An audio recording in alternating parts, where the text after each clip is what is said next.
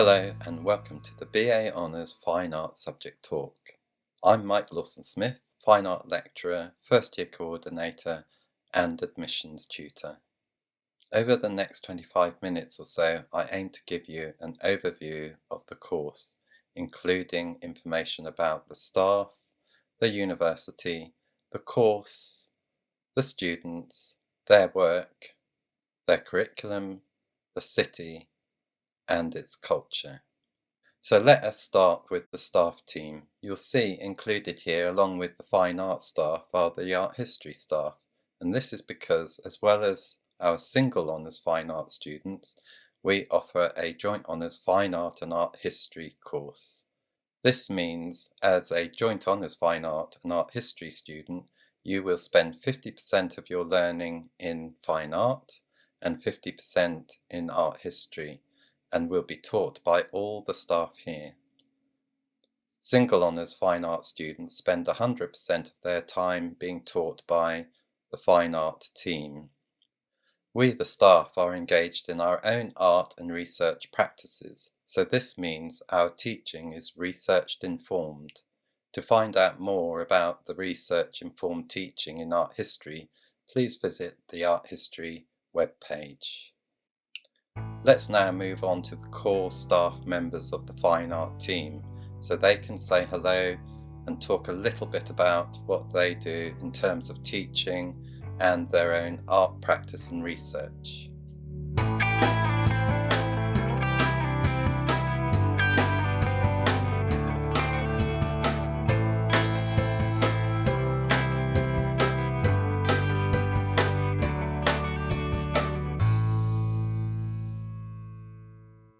My name's Tom. I look after the programme. I'm the programme leader for BA Fine Arts. So that means that I oversee all three stages and teach across all 3 years. I also teach at M level and supervise PhD students. My practice is centred around installation practices, so it merges together with sort of film, sound, sculptural practice.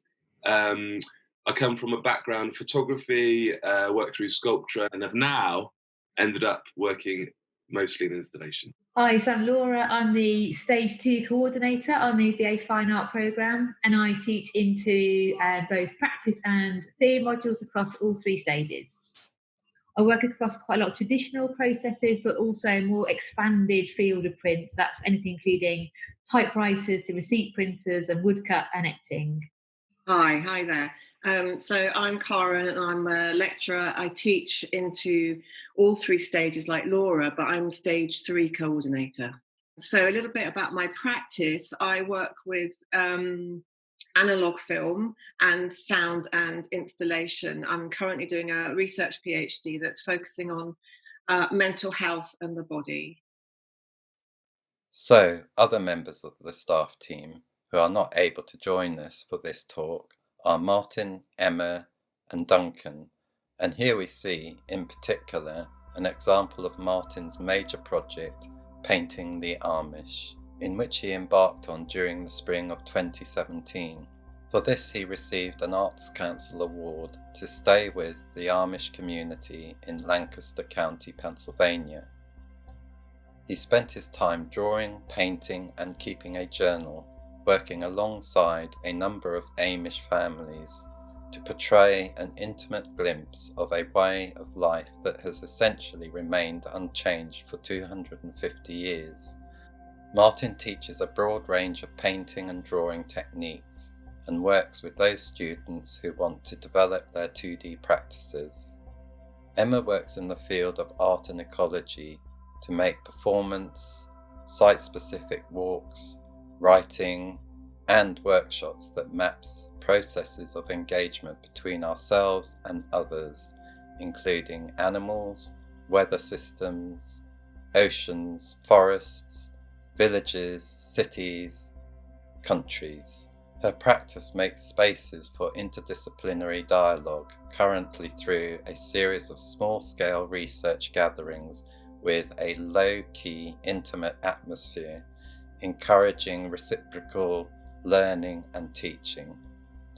Emma teaches into the first and second years of the course, exploring with and encouraging students to embrace new forms of art to practice in order to expand upon their knowledge and methods of making.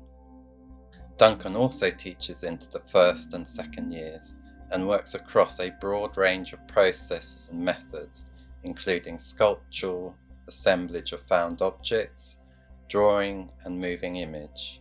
He is an avid collector and dives off the southwestern coasts of England to retrieve subaqueous materials and objects to add to his collection. He says, by knowingly employing aesthetic devices and historical methods, he assembles small moments of material theatre through which he aims to provide a lens for him to question the validity of the professed need to understand through categorization. He suggests that culturally we arrange, archive and collect in order to give us a sense of control and purpose. My own research and arts practice derives from being a digital video artist and a new media arts project organiser, and among other things I'm concerned with and engaged in the ongoing cultural and social reposition of the image and how it is used in our developing visual cultures. I have carried out a number of site-specific digital projections and public interventions, and have worked collaboratively with other artists and scientists, as well as carrying out community-based projects such as the one here, Casting Out, commissioned by the Newlyn Art Gallery to develop an artwork with the fishing community of Newlyn.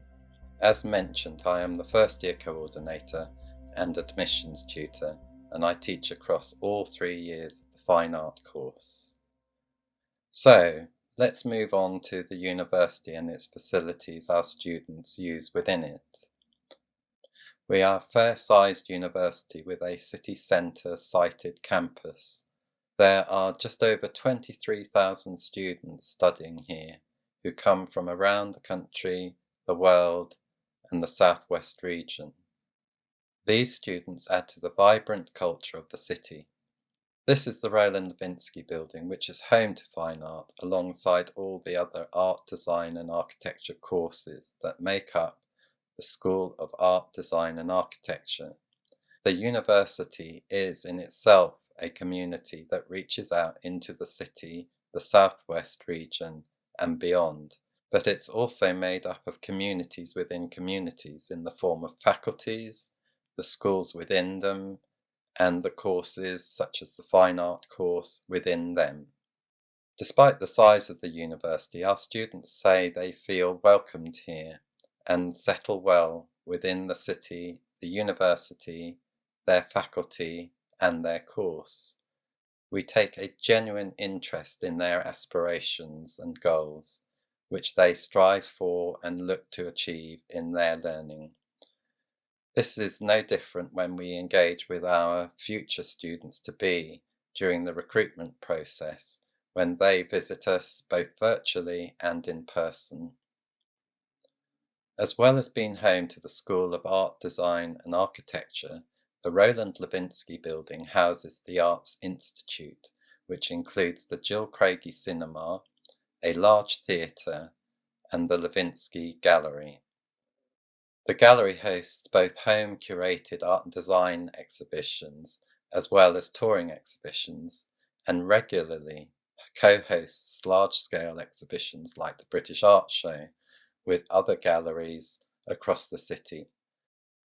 Most of the events programmed by the Arts Institute, including exhibitions, films, theatre, performances and music recitals, are free to our students, and of course these events are open to the general public. As mentioned earlier, we have dedicated studio space for our students within the Roland Levinsky building, and this means that students get a space that they can work in without clearing away their projects at the end of the day. So no hot desking here. Students can access their studio from 8 in the morning up until just before midnight, 7 days a week during term time, and usually during the majority of the winter and spring breaks. The buildings are secure and accessed with a swipe of the student's campus card. Adjacent to the Roland Levinsky building is the Scott building, where many of our workshop facilities are located. Here's a short clip that gives us a glimpse of these.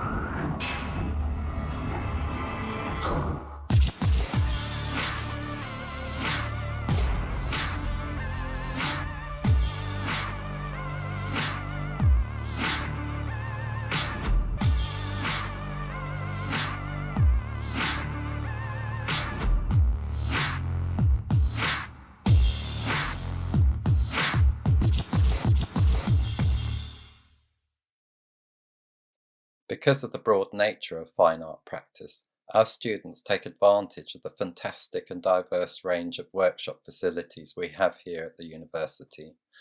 Students can develop their making skills in screen printing, lino cut printing, photopolymer and more, textile processes for their sculptural practice, letterpress typography. Some of our students incorporate this in their painting and drawing work, photography, both chemical and digital, high and low tech, and with fully kitted out state-of-the-art photographic studios.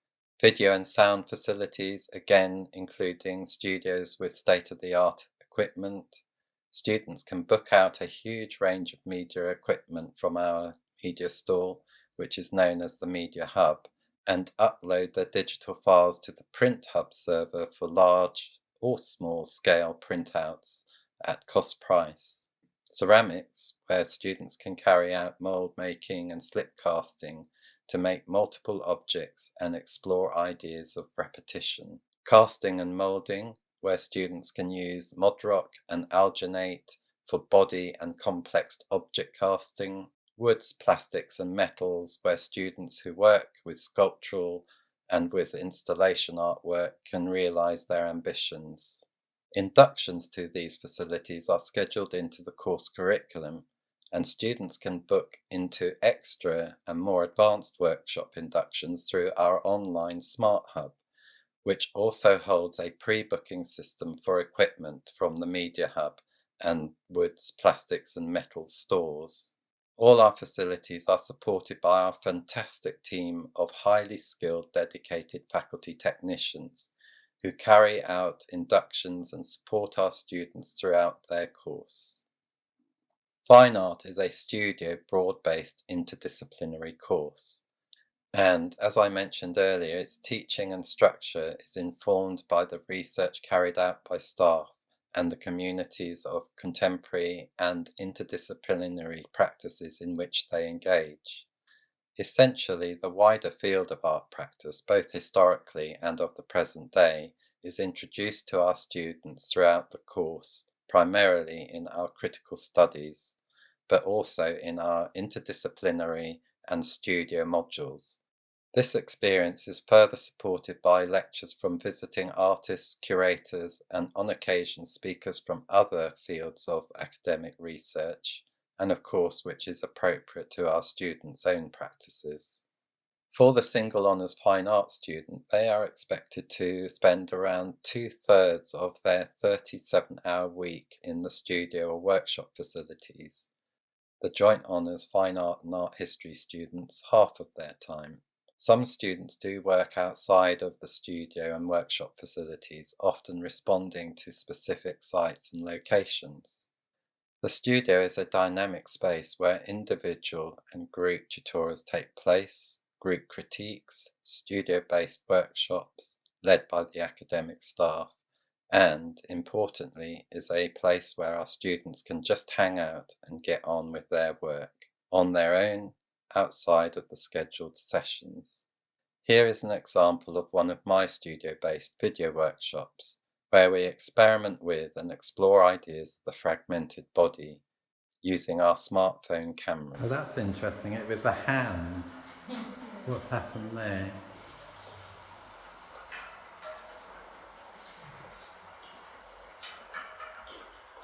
I guess that's right, yeah. I didn't know my hands were floppy. I was really strong on my side. Are you guys both making sounds?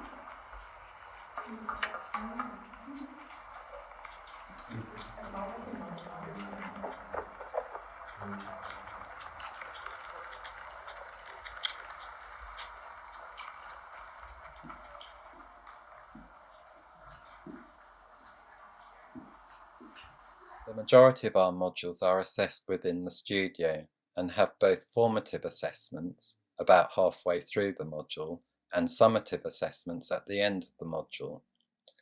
For many of our modules on the fine art course, students submit a written reflective critical evaluation on their work and its outcomes, normally submitted via the online digital learning environment, which is a Moodle system.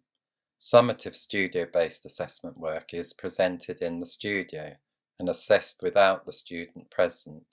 Critical study essays are primarily submitted via the digital learning environment. All our modules are 100% coursework. Key to our students' learning is visiting exhibitions, and they are expected to do this independently as well as attending field trips. These have been in the UK and abroad, London, Liverpool, Berlin, Venice, and Barcelona in recent years. In the second year, students can opt to go on an international exchange, either to an institution in Europe through the Erasmus scheme or beyond through the ICEP scheme, and this can be for half or the whole of the academic year. Of course, this is a great experience for those who take up this opportunity, and for those who don't, they get the experience of working with those students who join us from abroad. As well as the curriculum, there are a number of extracurricular events that take place on the course, such as our Open Studio event that takes place twice a year, and of which are open to friends and students on other courses to come along and informally engage with our students and their work. We also encourage our students to initiate and take part in other events such as student-led research conferences and pop-up exhibitions. The fine art course has a relatively small cohort of about 25 to 30 students in each of the 3 years, including the joint honours fine art and art history students. Because of this, we, the staff, are able to work closely with our students and really get to understand their ideas and thinking so that we can carefully and insightfully guide them through the best paths on their journeys to achieve their aspirations. Here's Laura, who graduated in 2014, went on to do our MA in Contemporary Art Practice and is now doing a PhD with us, and Ellie, who graduated last June 2019, both talking about their art practices and their journeys on the course. Laura Hopeson, I'm a Stage 3 fine arts student. I'm showing an installed space which comprises of two different elements. The first is a research-based area documenting a process I went through researching the history of observational devices from camera obscura through to Claude glasses, which were an 18th century dark mirror that artists and travellers used to look at the landscape through. So they would turn their back on the landscape and see the landscape in this dark hemispherical mirror.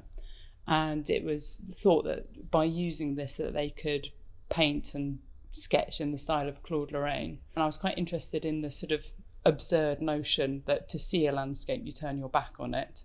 And I wanted to explore that in my research and to create an installation that explored that idea. What I've really enjoyed about the course has been the fact that you learn so many different techniques and so many different disciplines, and that the fact that it's research, it's augmented by research, means that you have a really deep understanding of the processes and sort of preoccupations that have led it to this point. I'd really like to go on to the MA course here at Plymouth because the work that I've created for the degree show sort of feels like a staging post rather than a resolved product, and I'd like to carry on that research and that process of making as well. I've been looking at the lived body, so our subjective experiences and how we perceive ourselves and experience ourselves within our surrounding and our space. My final performance piece is going to be testing our perceptual values and how we receive information from the external in.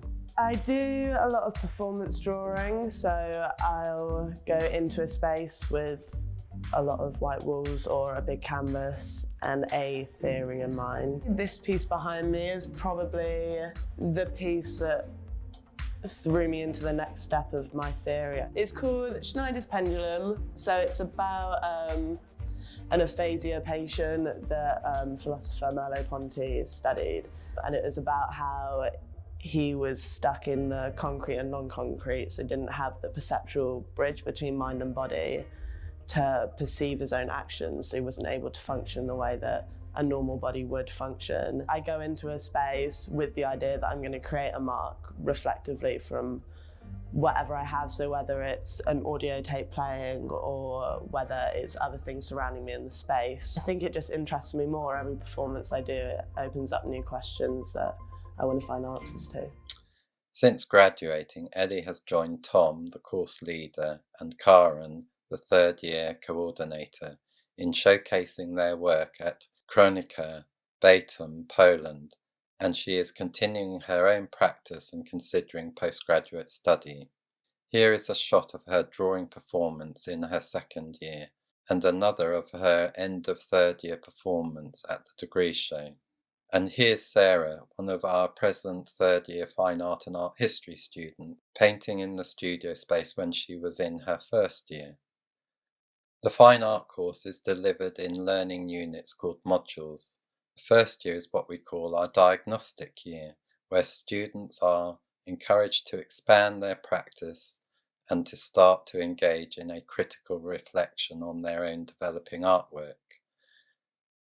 These are first year modules. You can see there are 5 modules here: Contemporary Fine Art 1, Skills, Themes and Context, which introduce students to a range of working approaches to a fine art practice through making in the studio and the workshops. Critical Studies 1 and 2, both seminar-based modules, where students have weekly seminars introducing them to contemporary art practices, and Interdisciplinary Art Practice 1 and 2, studio modules which introduce students to art practices that respond to other fields of knowledge, for example, ecology and sustainability, health and community, and how these students can engage and respond to disciplines such as these within their own practice.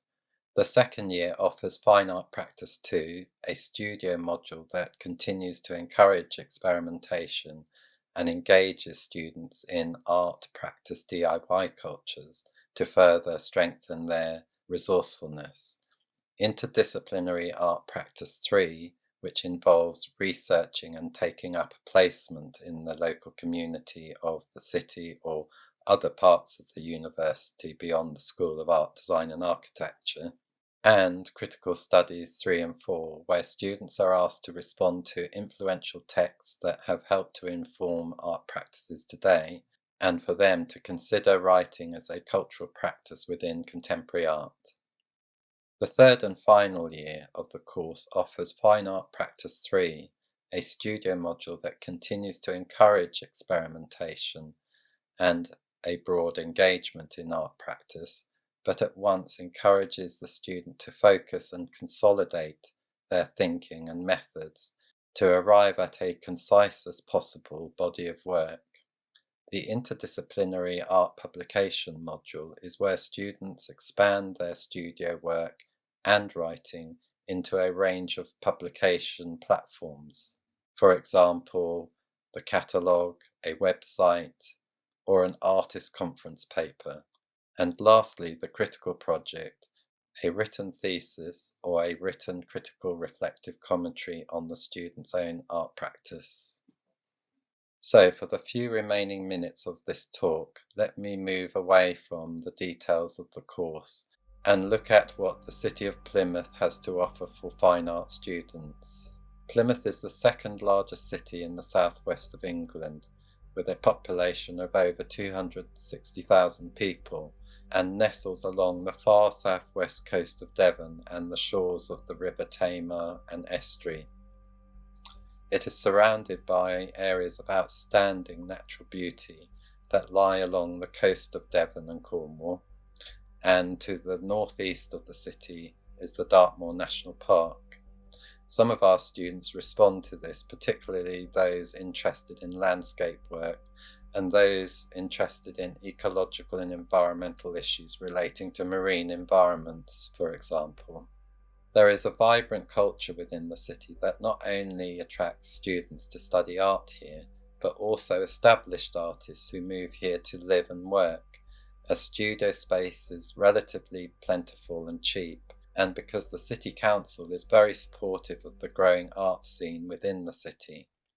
In 2011, the 7th British Art Show toured here, the quinquennial major survey exhibition of contemporary British art, and is set to return in 2021, hosted in multiple venues around the city, including Cast Gallery, the Contemporary Art Gallery and Artist Studio in Plymouth, the newly refurbished City Museum and Art Gallery in its newly extended gallery space, The Box, and other venues including the university's Levinsky Gallery.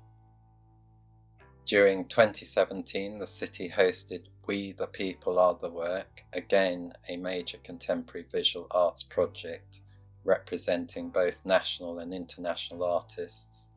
The following year, 2018, the Atlantic Project was Plymouth's pilot for the new International Festival of Contemporary Art, where commissioned artists from around the world were invited to make work responding to the legacy of Plymouth's histories, including its role in the forming of the former British colonies. One of the key annual visual arts events in the city is the 3-day multiple-venue arts festival, Plymouth Art Weekender, which takes place at the end of September and is orchestrated by the Visual Arts Plymouth organisation. Many of our graduates show their work in this festival, and some are key in its organisation. Our undergraduate students also show work in the festival, and many are actively organising their own pop-up shows as part of this event. Of course, there are many other events within the city beyond the visual arts cultural scene that students across the university enjoy and become involved in. So I would like to leave you with this view of our incoming students' welcome party that is held upon the famous and spectacular Plymouth Hoe. Thank you for watching, and we hope to see you in the not too distant future. And don't forget to follow us on our social media at the bottom of the screen. And if you have any queries about the course, then please don't hesitate to contact me via email m.lawsonsmith@plymouth.ac.uk.